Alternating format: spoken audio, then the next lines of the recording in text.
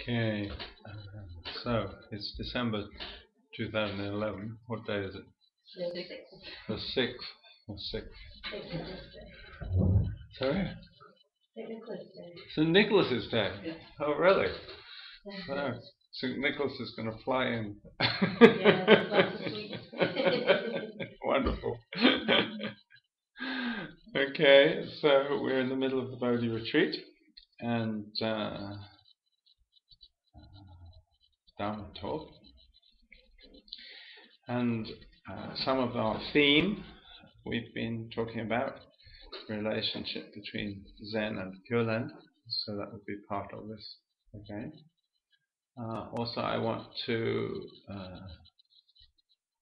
think about principles of compassion as transformation in our lives.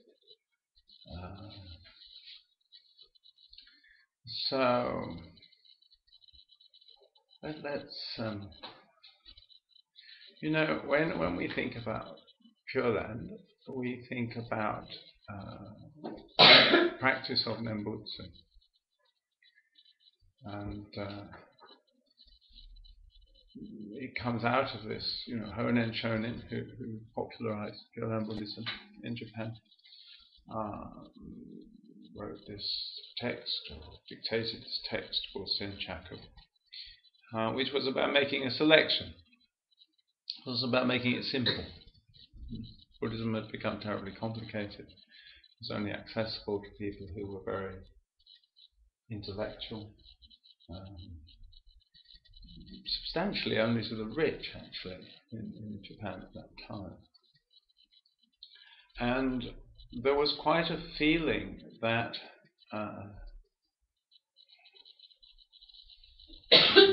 poor people, ordinary people, farmers, peasants, fishermen, servants, were spiritually a sort of lost cause.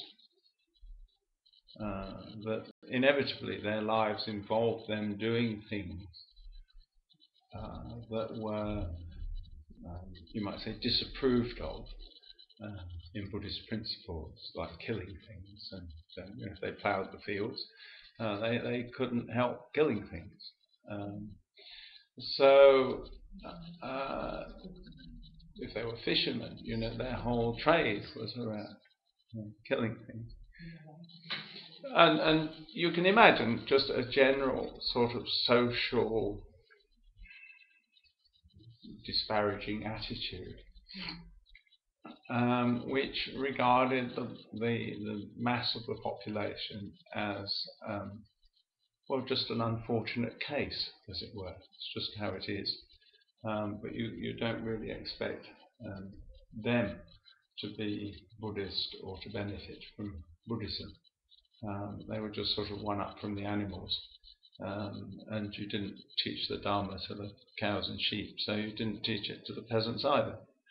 It was like that, I think. So when Honen descended from the mountain in 1175 and started teaching Buddhism in a radically simplified manner, which made it available. You didn't have to be literate. You didn't even have to have a good memory. You only had to remember 6 syllables, sort of thing. I know when we did the 10-day chanting, some of us forgot them from time to time. Even 6 syllables could be challenging sometimes. But you get the point. That there was, it was itself an act of great compassion. And it certainly transformed his personal life by engaging him in the society in a transformational way. It wasn't like the transformation of the society and the transformation of the person were two different things. They were part and parcel of each other. It was the fact that he was doing something that benefited many sentient beings. The fact that in a very palpable way he became a bodhisattva in that simple sense of benefiting many beings, and quite clearly benefiting them spiritually, giving them access to spiritual hope, to spiritual inspiration, to spiritual awakening, giving them that access, opening that doorway. We talked about doorways the other night. It opened a spiritual door to vast numbers of people. By doing that, that act of compassion revolutionized both his life and many other lives.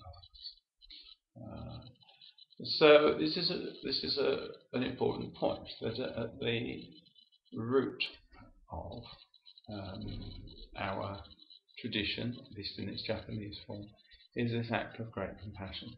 And you can see something similar in the Chinese manifestation, in the story of Shandao.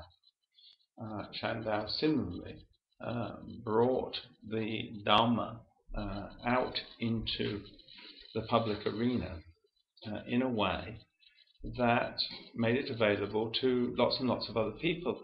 And in many ways, the way that Shandao did it was not with 6 syllables. Very largely, it was with pictures. Very largely, it was with pictures.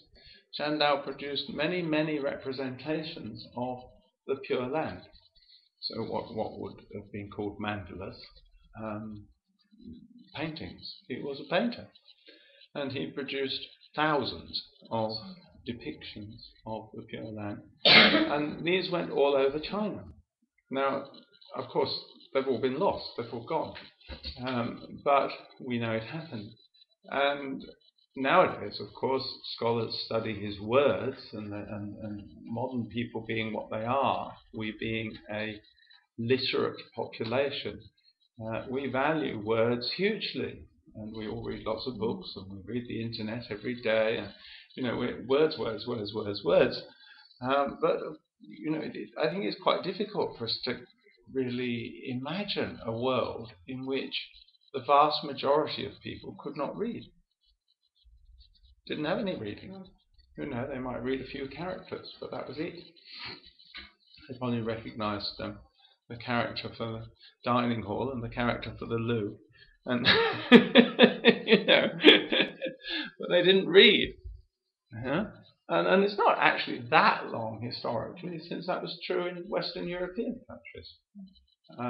Universal education in this country only started in 1870, so it's 140 years old. Before that, and even after that for some time, a large slice of the population was illiterate. So Shandao in the 7th century was dealing with Chinese population that was illiterate.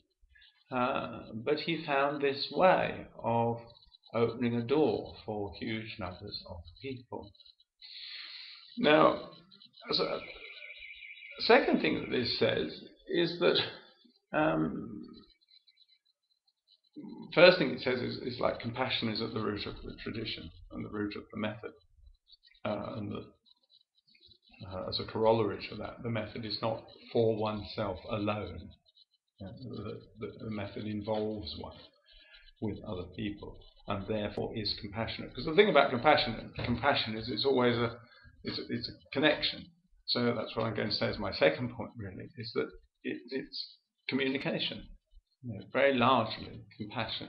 A large part of compassion is communication. Obviously, there are palpable forms of compassion, like putting a dressing on somebody's wound, putting food in their bowl, material things of this kind. And in the one of the Zen texts, it says all forms of industry are compassion if they benefit others, which is sort of one slant on the whole idea of right livelihood. If your livelihood is something that benefits others, then it's right livelihood. and properly so if it's done with the right intention and in the right spirit, because in Buddhism intention is kind of all important. But so acts are acts of body, as it were, can be acts of compassion. But a great deal of compassion is not so much acts of body as words and communications of one sort or another. And when we couldn't, I mean, people were not writing words down, but they were speaking them. And the other modes of communication, like pictures and so on, very vivid. Yeah? People, yesterday we were looking at Tanbutsuge, a core Pure Land text, and Morgala was telling us about the impact that it made on her when she first heard it. And why does it make such an impact? Why does a text like that make such an impact? Well, one reason it makes an impact is because it conjures up imagery. You see, it clothes a deep meaning in a picture. And so Shandao's use of pictures is you can see it in that kind of vein. When I went to Tai Madeira in Japan, and they have the Tai Madeira mandala, which is a sort of painting about the size of that wall, and you stand there in front of it, and even though it's terribly faded now, I mean, goodness knows what it was like when it was vivid and new and all in fresh colours, but it's a depiction of the Pure Land, and where you're standing, there's the Pure Land with all the Buddhas, and in the notion of the Pure Land, when you're born into the Pure Land, you're born in a lotus bud. So you're born in a pond. Right? So you come up in your lotus bud, and the bud opens, and you're in the Pure Land. You see. But when you're standing in front of this mandala, you're in the pond. The pond's at the bottom of the picture, and you have this sense of being there. You see. So it is a picture, but it's verging on theatre. And you're in it. You're part of the theatre. So compassion is often conveyed as theatre in some way. And this is why we give quite a lot of attention to ritual and drama and liturgy and that sort of thing. It's because you need to conjure up a sense of these things. So I started off saying, the practice of Pure Land is Nembutsu, and Nembutsu is that kind of relationship. So I'm standing there in front of the Tai Madeira mandala, which is like this picture of the Pure Land, and there's me, and there's it, and there's what is the between. See? And in a way, that question, what is it? What's the connection? Is the dynamic space of Pure Land practice. We all, one way or another, we intuit this better world, this ideal, eternity, complete compassion, Quan-Shi-Yin, Amida, whatever we call it, we intuit it, and we also have the evidence of our own life. And we feel the gap. And it's in that space, in that gap, that our spiritual life occurs, and that the Nembutsu labels, points out. And this is the basic structure of our spirituality. And you can therefore say, of course, that the difficulty, the dilemma, the dynamic, the power in that space is a koan. And koans are the basic method of Zen.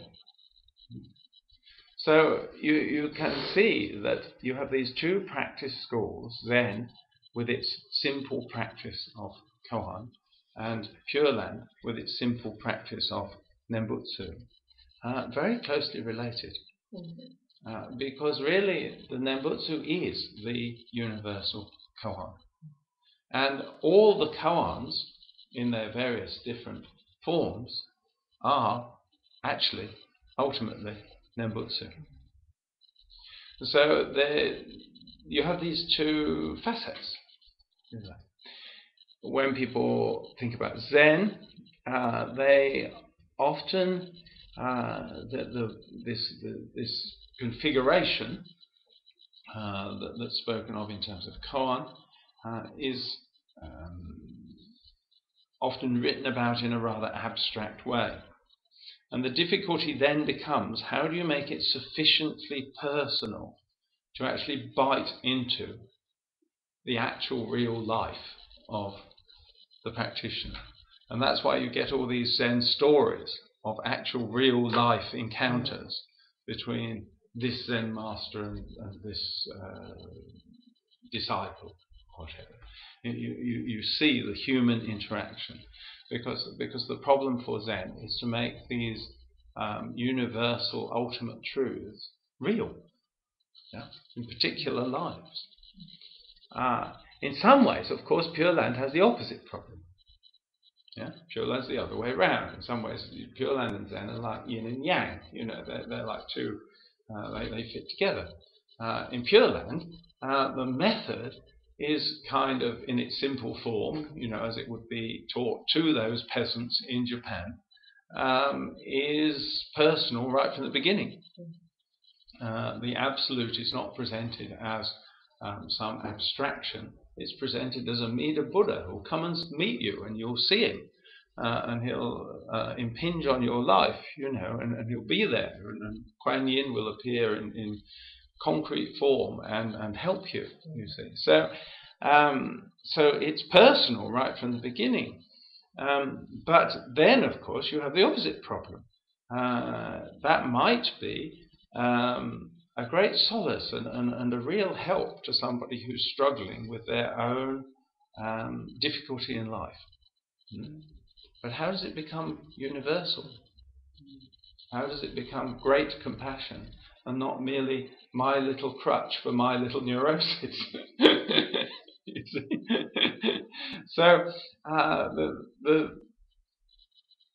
you see how they fit together. And they fit together around the business of compassion, because compassion is the relationship between oneself and others. Compassion is feeling with. Compassion in Buddhism is fellow feeling. Compassion is the fact that each of us, as we find ourselves in our existential situation, we are, is it Heidegger? One of the existentialists uses the terminology, it's as though we are thrown here. Yes, it's as though you've been and here you are. You've landed in this particular matrix. Let's be more frank about it. This particular mess. Here you are in this particular mess, and each of us has got our own mess. We're surrounded by particular circumstances, none of which are complete. We're not complete without our circumstances, and none of the circumstances around us are complete in themselves. They all depend on yet further circumstances and further things and further things and further things. So in our spiritual life, we struggle. There's like a part of us always striving for that unreachable wholeness, which we don't find. What we find, what we're thrown into, is our incompleteness. That's what we actually encounter empirically, is the incompleteness and the incompleteness of everything that we then run into. And a lot of spiritual methods or spiritual philosophies try to sort of almost hypnotically induce us into a state of wholeness, so that we feel as if it is whole. Right? One such method, for instance, is the whole idea of here and nowness. You can take the idea that the here and the now is a complete thing, right? Is a completion. If I only live in this here and now, and I believe only this here and now exists, then this moment is complete. And I can have a sense of completeness. It's not really true, because no sooner have you said it than that moment has gone. And actually it isn't really true in our experience that we only have this moment. We have a history, we have a future. We only make sense of our life in terms of this larger time. But even when we try to contemplate this larger time, we can't find the ends of it. We can't find the edges of it any more than we find the edges of the space that we live in. You see, it shades off, and and then we can intuit eternity. We can intuit infinity, and so on. But we can't find them, and so we have to live in this incompleteness, and it's frightening. This is like, if you really confront it, it's kind of terrifying, because you're not in control. There are no edges. So the kind of emphasis on here and now, which has sort of crystallized out in some forms of Buddhism, it has a use. It's not a useless method. It has a use, but it's not the whole thing. And there was an early school of Buddhism called the Sarvastivada, which taught in a rather different way. It taught that past, present, and future are all equally real. And in some ways, I think this is more useful, although it's actually slightly unnerving, because it adds to this sense of the uncertainty of everything, you see. And so when you're in this situation of edgelessness, of boundarylessness, of measurablelessness, how can you be? How can you be reliable when nothing can be relied upon? How can you live a noble life when whatever you do will come to an end? Whatever you try may fall flat on its face. Here are we, at a big point of change in our organisation, starting out on new ventures. Some of them may just completely fizzle out, and all of them will eventually. So there's always that, isn't there? There's always that sort of sense of, well, why bother? Why do anything? Why enter into a relationship when it's going to end in grief eventually, one way or another? Why have children when they're going to have to grow up in a world like this? I mean, why start an enterprise when, a lot of it will be in the hands of people who are, as stupid as I am. I mean, and all with their own particular forms of stupidity. It's going to be like herding cats. I mean, so there's always an invitation to despair, you see. And on the other side, there's always an invitation to idealization, which is a sort of defense to enter into a sort of false nirvana, as it were, which is really just a sort of self-hypnosis, which will get you by for a while, but it won't hold, because nothing does, So compassion, when you think of it like that, is a lot to do with enabling people to have the faith to swim, as it were, in that ocean. To not think that just because everything around you is liquid, that means you're either going to rise to the surface and not be able to breathe, or fall to the bottom like a stone. You can actually swim, like a fish. So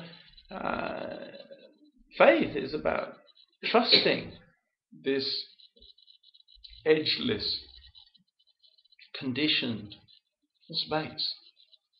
Trusting, if you like, that beyond it is what we intuit, something eternal, something reliable, something fundamental, something highest, Amida, whatever you like, yes?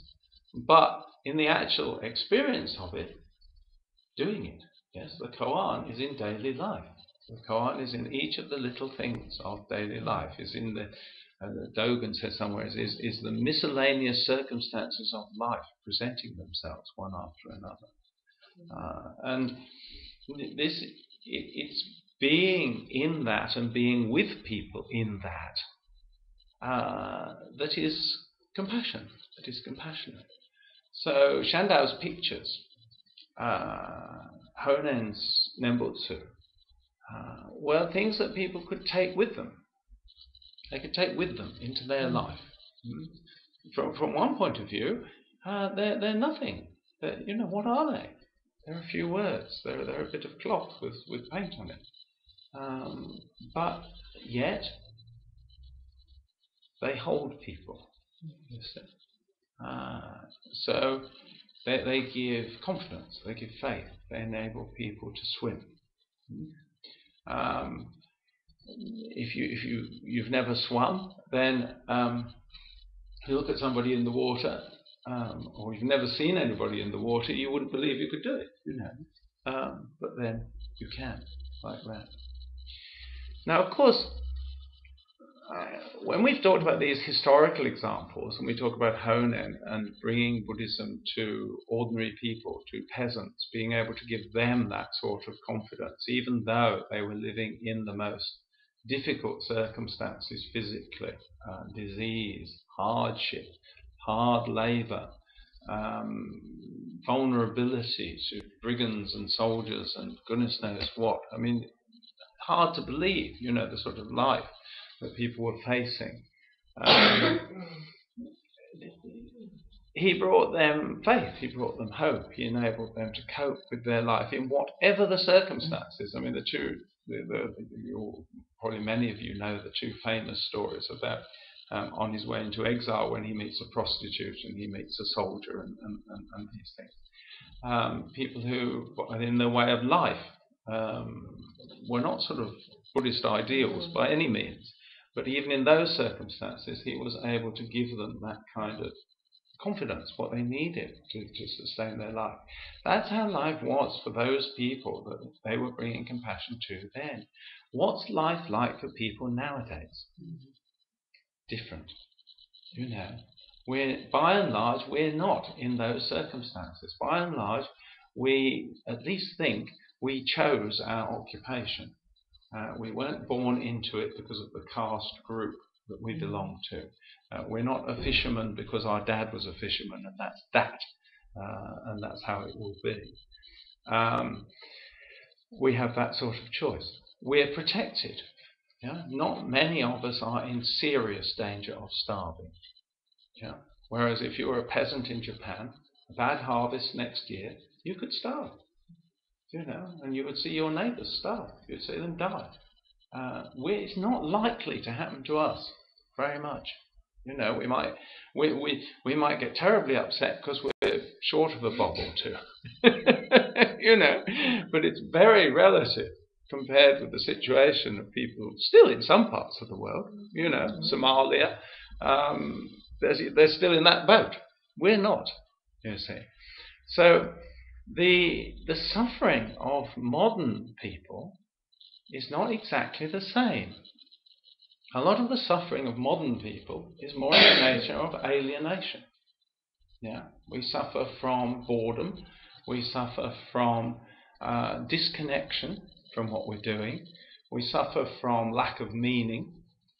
We suffer from the very distance that we've accomplished. What modern civilization has accomplished is it's distanced us from these horrors. We're not so likely to run into famine. We may get diseases, but we're much less likely to run into really, bubonic plague and all that sort of thing. Even warfare is somehow kind of distanced. It's pushing buttons and things happen a long way away and you watch them on a screen, sort of thing. So we're more and more distanced from our existence. And in a funny way, our suffering has therefore got sort of turned inside out. It's kind of a different sort of suffering. that we have. Subjectively, it may be no less, you see. And it drives people into alcoholism and drugs and distractions of many kinds. Your average person spends a lot of their day, actually nowadays, distracting themselves one way or another, trying to get through, trying to get by, trying to structure their time in such a way that it sort of misses them out, that they just get to the next thing without having experienced it fully. Yeah. So there's a different kind of loss there for the modern person. And what this makes me think of is Ananda. If you go right back to the very beginning of Buddhism, and Ananda played a very significant part in the foundation of Pure Land Buddhism, because we know that the larger Pure Land Sutra is the Buddha talking to Ananda. And you can see where I feel it's quite touching, that sutra and that interaction between Ananda and the Buddha, because Ananda comes over as a bit naive in many ways in it. And even there's bits where you think really Ananda's covering up, you know, when Ananda says, and in the Pure Land, is there a central Mount Meru? And if not, where do the gods live? You know, and the Buddha says, well, come on, I mean, does it really need a central Mount Meru? You know, and Ananda says, oh well, I was just asking for the sake of other people. You know? And you sort of think, I'm not sure about that. That sounds like to me like somebody just sort of wiggling out, you know.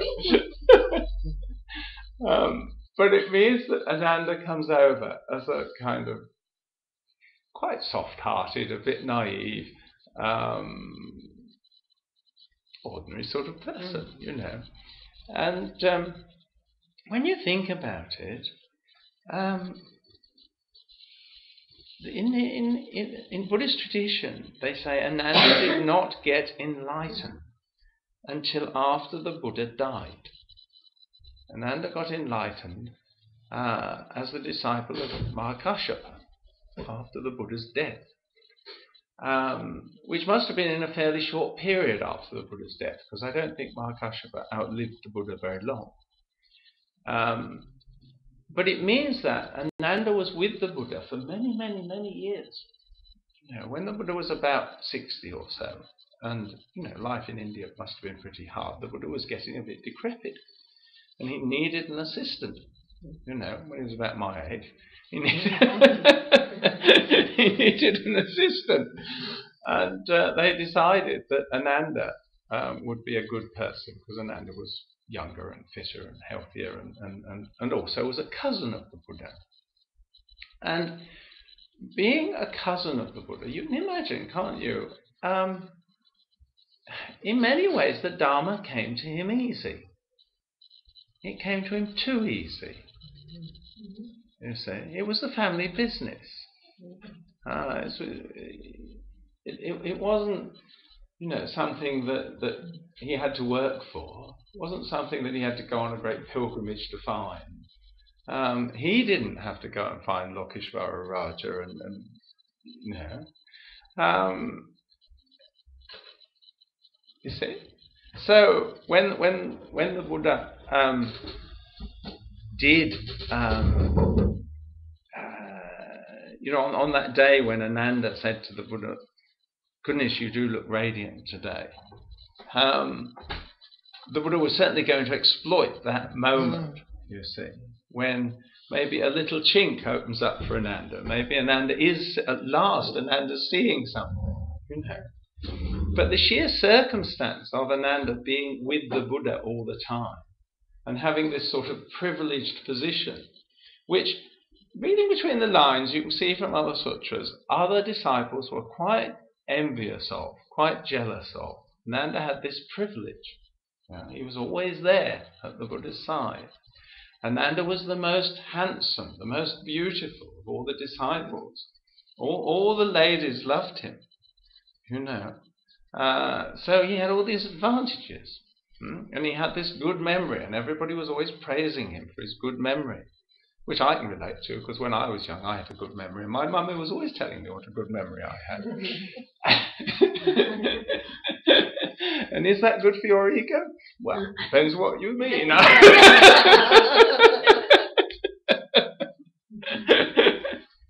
You know, that was Ananda, you see.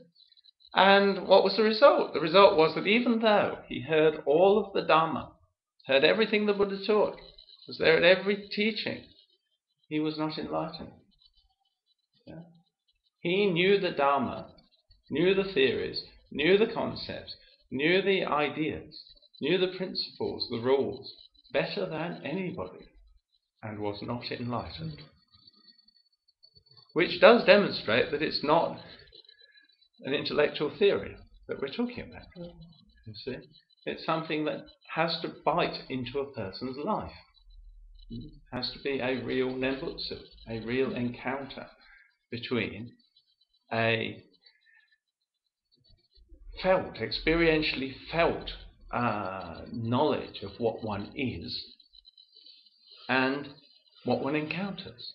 You know, it's like the two basic.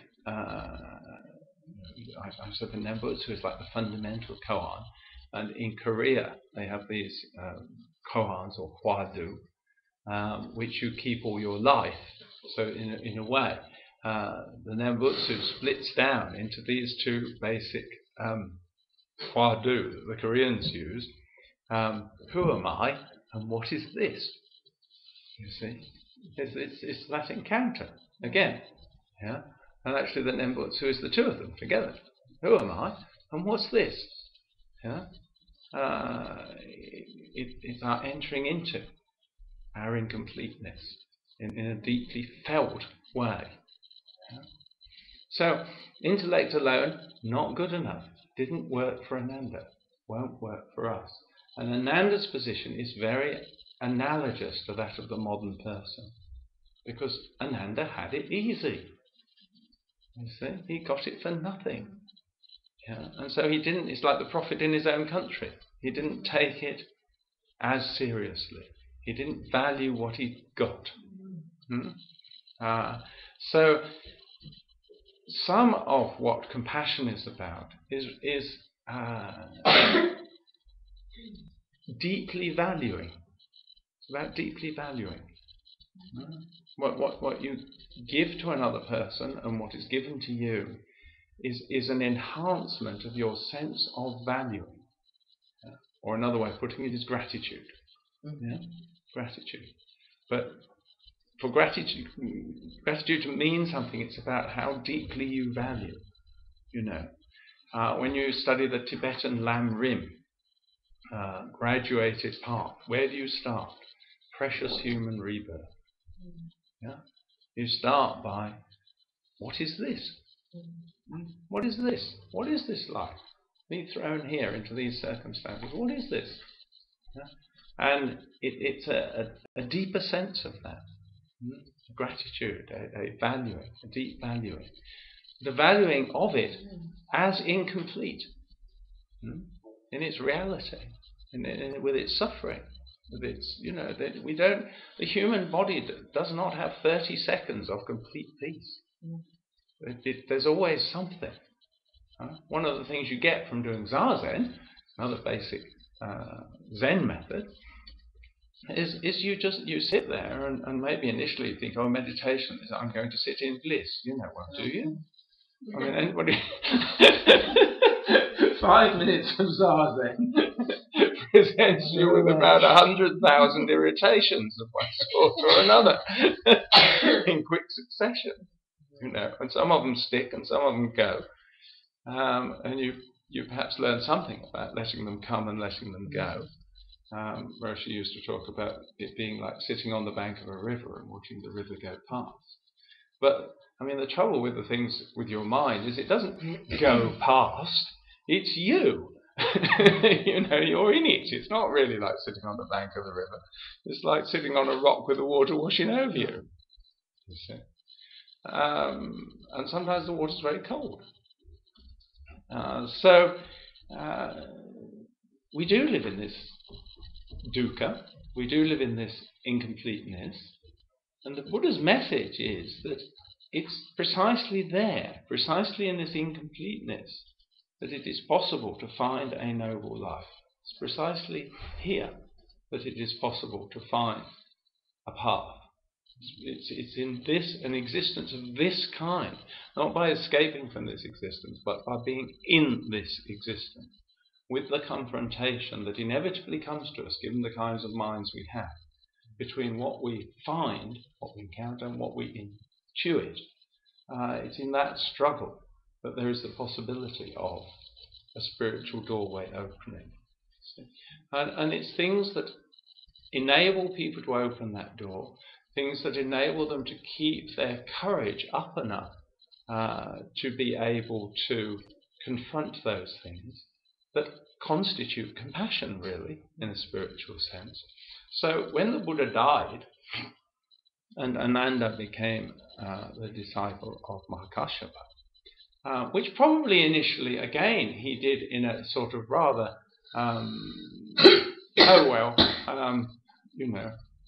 this is the situation, just move on. Again, probably did not really value what he'd got. Eventually you have this confrontation between Kāshyapa and Ananda,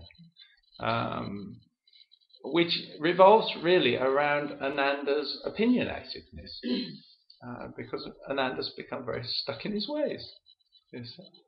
And the famous thing where Kāshyapa said to Ananda, cut down your flagpole, like, well, we have a similar metaphor, don't we? In English, we say nailing your colours to the mast.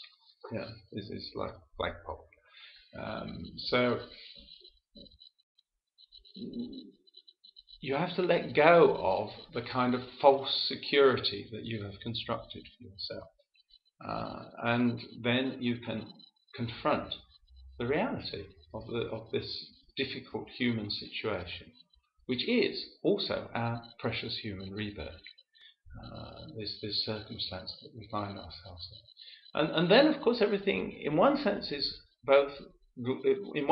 glorious, and simultaneously is terrible. You go out there into nature, and it is glorious, and it is terrible. It is the most beautiful thing that you can conceivably ever imagine, and it is also vicious, ugly, and nasty, both at the same time.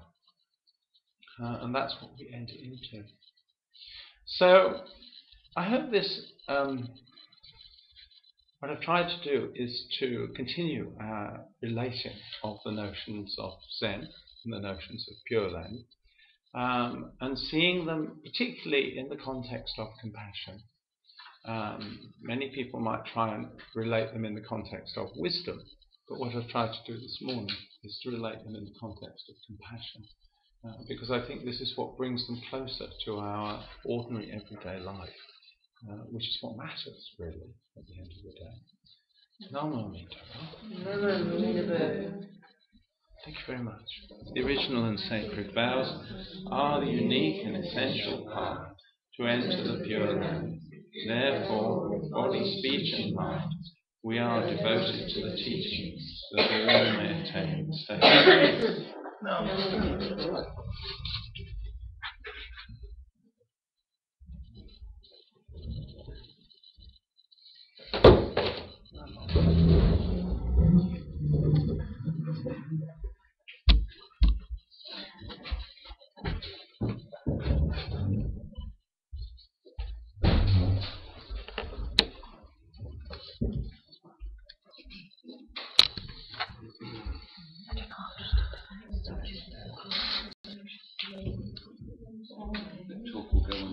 Yeah.